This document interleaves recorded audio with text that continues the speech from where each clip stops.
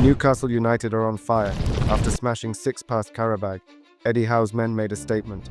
So from Mr. Champions League to the Voltemade new role, we'll also reveal Newcastle's triple signed deals. As per, join us as we'll break it all down and discuss the 5 things we learned from Qarabag 1 Newcastle United 6. Let's go! So the first thing we learned was Mr. Champions League. Anthony Gordon delivered a remarkable performance in the Champions League, producing what could be described as a defining moment in his development as a centre forward. From the opening stages, his pressing intensity and intelligent movement stood out, allowing him to constantly trouble the opposition defence. He showed a relentless desire to score, finding the net 4 times and even giving the impression that his tally could have been higher had his finishing been slightly sharper. His decision to take the second penalty also reflected his strong hunger for goals and growing confidence in front of goal. The forward's influence on the game was reflected not only in his goals, but also in his overall contribution during his 68 minutes on the pitch. He recorded 34 touches, with 11 of those coming inside the opposition penalty area, highlighting how frequently he positioned himself in dangerous spaces. Every one of his 6 attempts on target tested the goalkeeper, while his link-up play saw him deliver 4 passes into the final third and create 2 chances for teammates. Gordon also showed his physical presence by winning 4 duels and successfully completing both of his take-on attempts. In addition to winning a penalty, he covered 7.4 kilometers, produced 17 sprints, and reached a top speed of 31.5 kilometers per hour. His outstanding display earned him a perfect rating of 10 from both SofaScore and WhoScored. The performance was historic, as Gordon became only the second player ever to score 4 goals in the first half of a Champions League match, matching a record previously achieved by Luis Adriano. His 4-goal haul also made him the first Newcastle player to score 4 times in a single Champions League fixture and contributed to a series of new club records. During the same game, he registered the fastest goal Newcastle have recorded in the competition, scoring after just 122 seconds, and completed the fastest hat-trick ever by an English player, as well as the quickest hat-trick scored by an English club from kickoff. Gordon's overall impact in this season's Champions League has been extraordinary. Across 9 appearances, he has scored 10 goals, a return that would have been enough to share the Golden Boot with some of the competition's greatest names in past seasons, and even win it outright in others. Only Kylian Mbappe has scored more goals in the tournament this season, and Gordon has become just the second English player in history to reach double figures in a single Champions League campaign. His scoring exploits have also made him Newcastle's all-time top scorer in the competition, while he now holds the club record for the most goals in a single Champions League campaign, and the most appearances in the tournament with 15. This remarkable form has seen him surpass Alan Shearer's previous record for the most Champions League goals in a season by a Newcastle player. His contributions in Europe have been especially striking when compared to his domestic form, creating a notable contrast in his season. While he ranks among the top players in the Champions League for goal contributions, his output in the Premier League has been far more modest. Overall, he has produced 12 goal contributions in 9 Champions League matches, but only 5 in 20 league appearances. Gordon's display on the night ultimately rewrote Newcastle's Champions League history and reinforced his reputation as a decisive figure on the European stage. Yet despite his exceptional performances in continental competition, there remains a clear expectation for him to translate this form into consistent impact in league matches. Anthony Gordon's effectiveness through the middle also had a clear impact on Newcastle's attacking structure, as his role as a striker allowed Harvey Barnes to operate in his natural position on the left wing. This adjustment gave the team greater balance in the final third, and Barnes consistently found himself in dangerous attacking areas throughout the match. He registered more chances created in advanced positions than any other player on the pitch, and remained a constant threat, although he will feel disappointed not to have scored. Normally known for his clinical finishing, Barnes struggled to convert his chances on the night. Both he and Gordon recorded 6 shots each, the highest in the game, yet while Gordon scored 4 times, Barnes was unable to find the net. Despite failing to score, Barnes still made a strong attacking contribution. He generated an expected goals figure of 1.04 and produced 3 shots on target, while another 3 attempts were blocked. He missed 2 clear-cut chances, which ultimately defined what was otherwise an influential performance. However, he still provided an assist and contributed creatively, registering a 0.07 expected assists value creating one major opportunity and producing 3 key passes. His passing was sharp and reliable, completing 22 of his 25 passes with an accuracy rate of 88%. He was particularly effective in advanced areas, completing 19 of 22 passes in the opposition half, while also maintaining perfect accuracy with his distribution in his own half, and completing both of his attempted long balls. Barnes's overall involvement in possession highlighted his importance to Newcastle's attacking play. He recorded 43 touches, attempted 4 dribbles with 2 successful, and carried the ball 18 times, covering a total carrying distance of 164.5 meters. His ability to advance the team up the pitch was evident in 6 progressive carries, contributing nearly 100 meters of total progression, with over 80 meters coming from progressive carrying distance alone. His longest progressive run covered 21.3 meters, underlining his ability to drive forward with purpose and stretch the opposition defense. The match also emphasized Newcastle's remarkable pace in wide areas. The club currently possesses 2 of the fastest wide players remaining in the Champions League, with Barnes ranked among the quickest in the competition, while Gordon holds the top spot. Anthony Elanga, another key figure in Newcastle's attacking line, further demonstrated the side's speed and directness, even though he may feel frustrated by his limited end product in the final third. Elanga showed flashes of creativity and could easily have registered at least 1 assist. He delivered a well-timed pass in behind for Gordon and provided a dangerous cross that Dan Burn should arguably have converted. Over the course of the match, he recorded a 0.15 expected assist value, created 2 major chances, produced 2 key passes, and completed 1 of his 2 attempted crosses. His overall passing accuracy stood at 60%, completing 15 of 25 passes, while he maintained perfect accuracy in his own half and completed just over half of his passes in the opposition half. Although his final output was limited compared to the rest of Newcastle's attack, Elanga's pace and direct approach caused significant problems for the opposition defense. He produced 17 sprints during the match and reached a top speed of 32.2 km per hour, underlining his explosive speed. He recorded 39 touches, completed his only attempted dribble, and won 2 fouls as defenders struggled to contain him. His ball-carrying ability was also evident, covering 123.1 meters across 10 carries, consistently driving the team forward, even if his overall impact in the final third was less decisive than that of his attacking teammates. However, although players like Anthony Gordon and Harvey Barnes were the ones regularly getting into scoring positions, much of the platform for their attacking freedom came from Voltemade, the towering 6'6" operating in a hybrid number 8 and number 10 role. His presence in the middle of the pitch provided the structure and balance that allowed Newcastle's forwards to thrive, as he covered more ground than any other Newcastle United player on the night.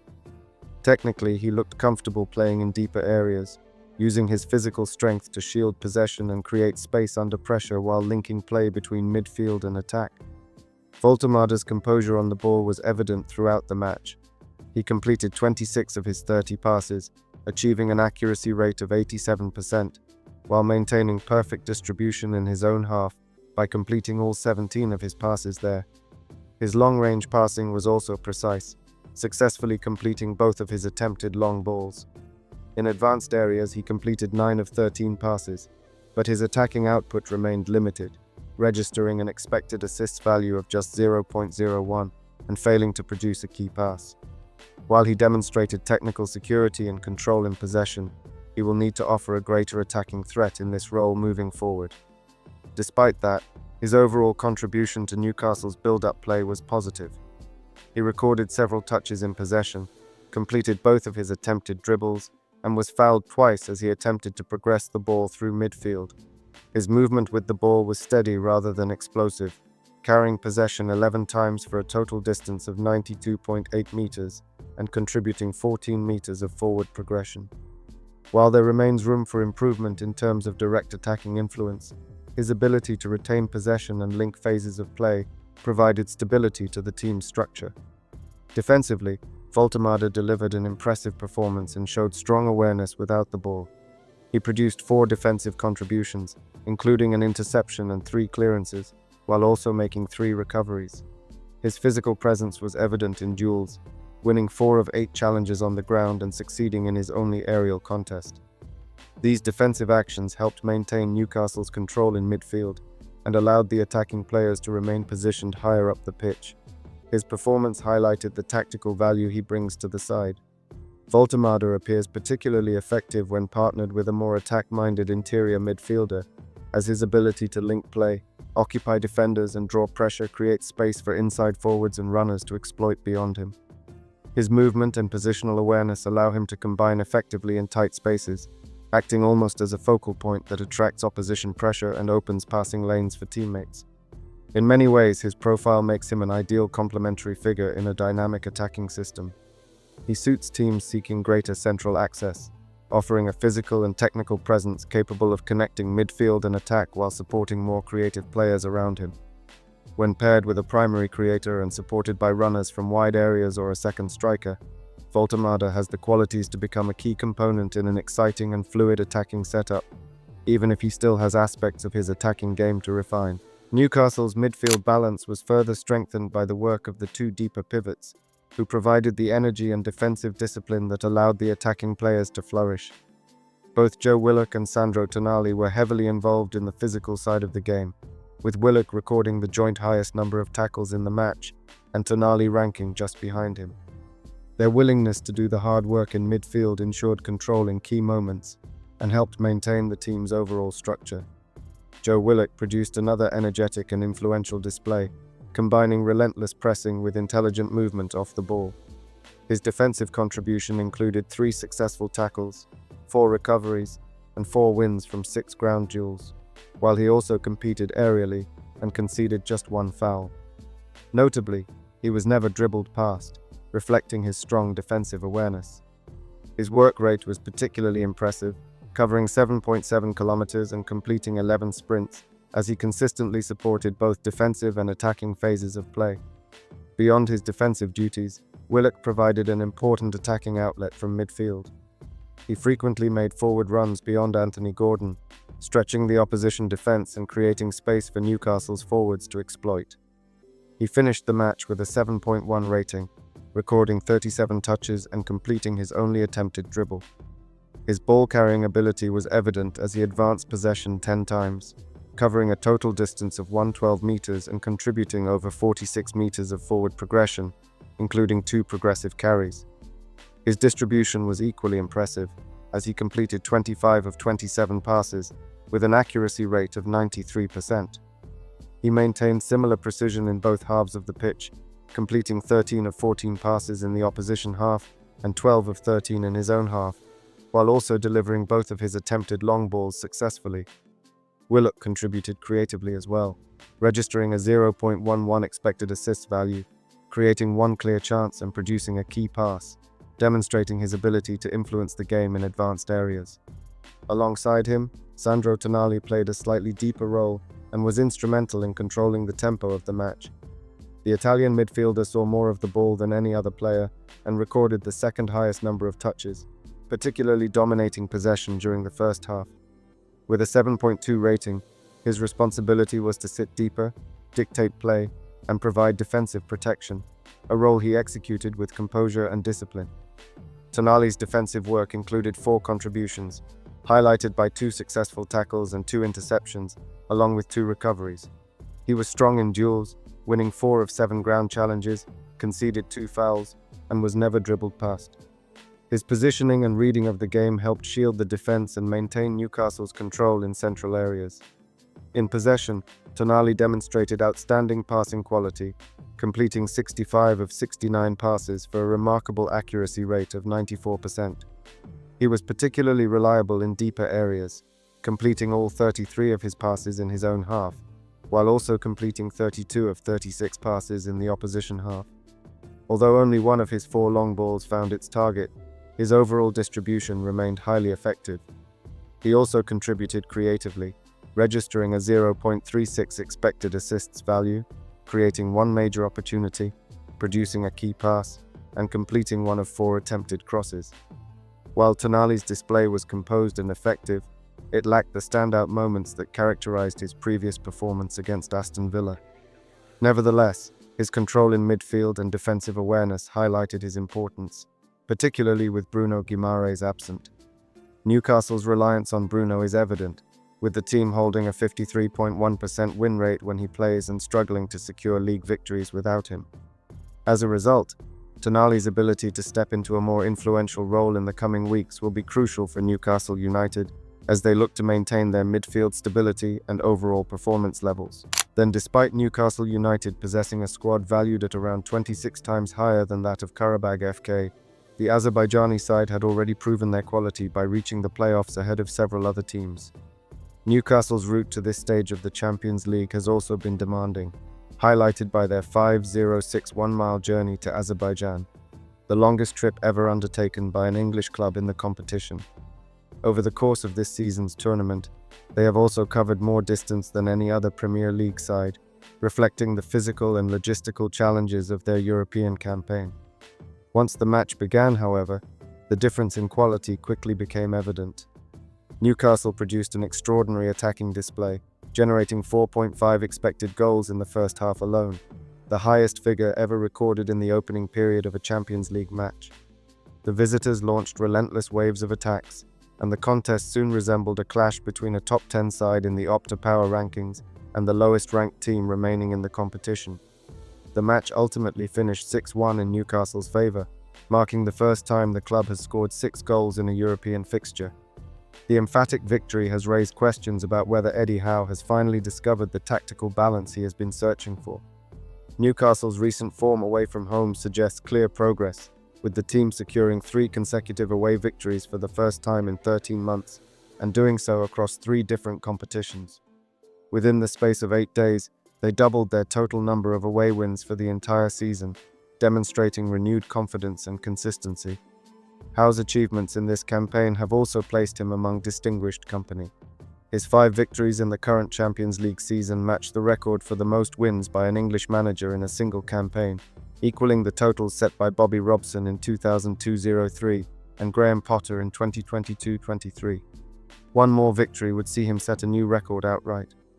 The tactical adjustments behind Newcastle's recent improvement, including Voltemade operating in an advanced midfield role, Anthony Gordon leading the line as a centre forward, and Joe Willock regularly starting as a number 8, appear to have provided a strong response following the defeat to Brentford.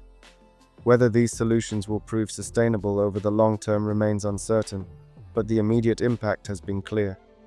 The team currently resembles the energetic and aggressive style typically associated with Howe's sides over the previous 3 full seasons, showing greater attacking threat, increased intensity, and improved control during transitional phases. Nevertheless, defensive concerns remain an ongoing issue.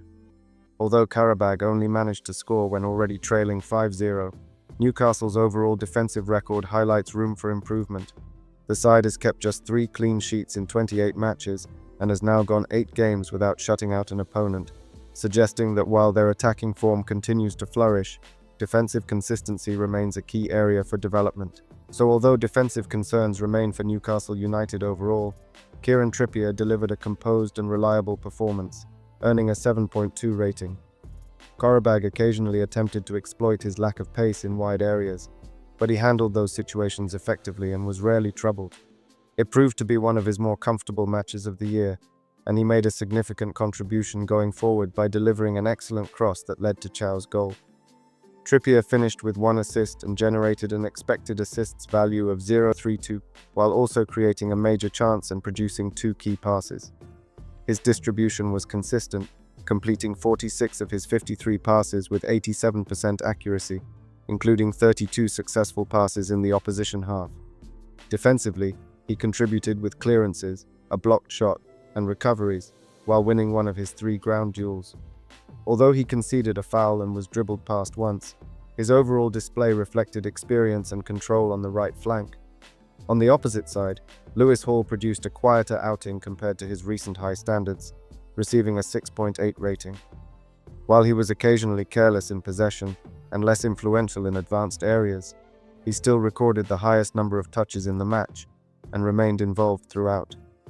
Hall contributed creatively with an expected assists value of 0.11 and a key pass, while completing 46 of 55 passes with 84% accuracy. His distribution was more secure in his own half, where he completed 26 of 29 passes, though his crossing lacked precision, and he was unable to complete his only attempted long ball. One of the standout moments of his performance came late in the game when he drove forward on an impressive run down the line, dribbling past multiple opponents. He ultimately finished with more successful dribbles than any other player on the pitch. Defensively, Hall was highly active, recording 6 defensive contributions, winning tackles, making interceptions, and producing 9 recoveries. His dominance in ground duels, where he won 10 of 15, underlined his defensive effectiveness, and he was neither fouled nor dribbled past. Alongside him in defense, Dan Burn produced a solid and dependable display, earning a 7.1 rating. Although he was not placed under sustained defensive pressure, he made an important impact going forward by assisting the opening goal.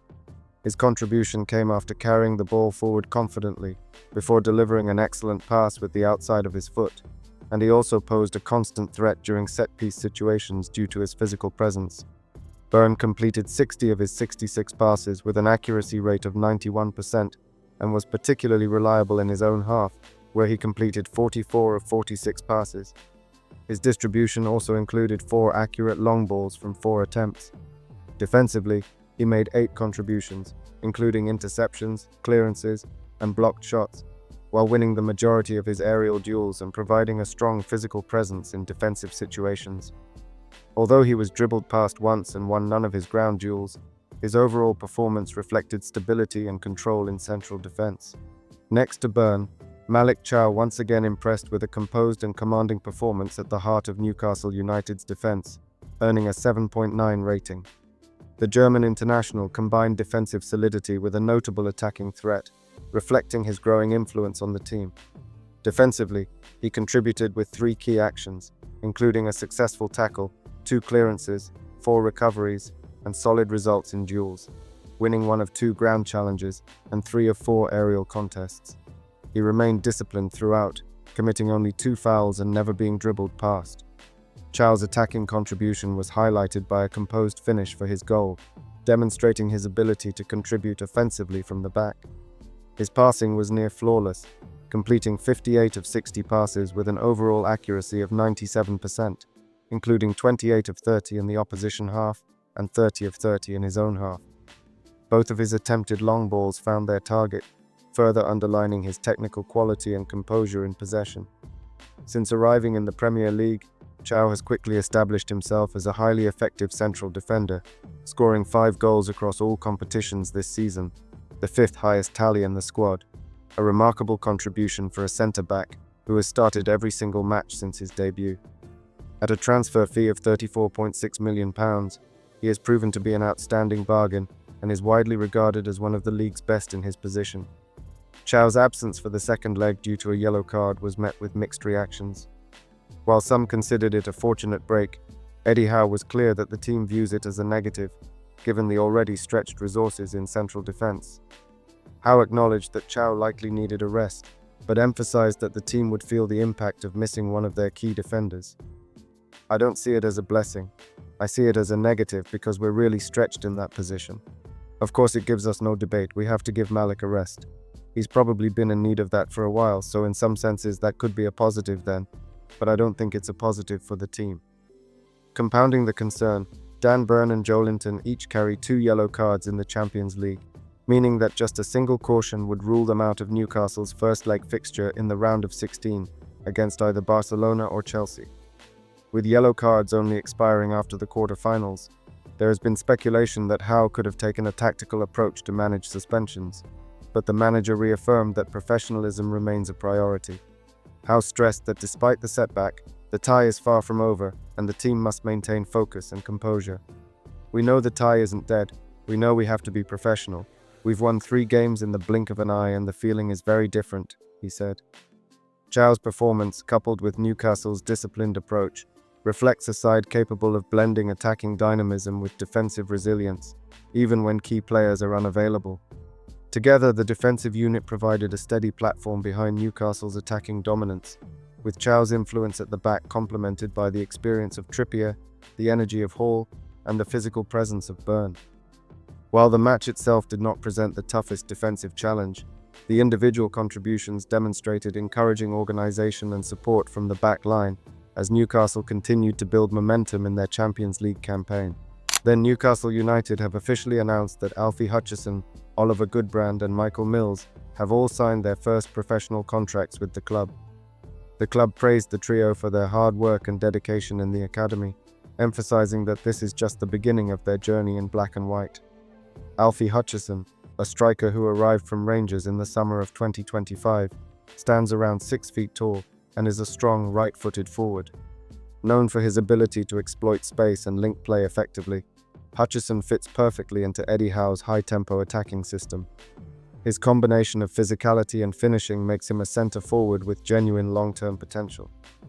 Oliver Goodbrand, who also joined from Rangers last summer, is a versatile left-back with a modern skill set. A youth captain for Scotland, Goodbrand is quick, technically gifted, and capable of progressing the ball both on the overlap and when inverting.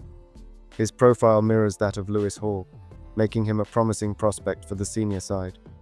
Michael Mills, recruited from Port Vale in 2023, has impressed academy coaches with 3 strong seasons at Newcastle.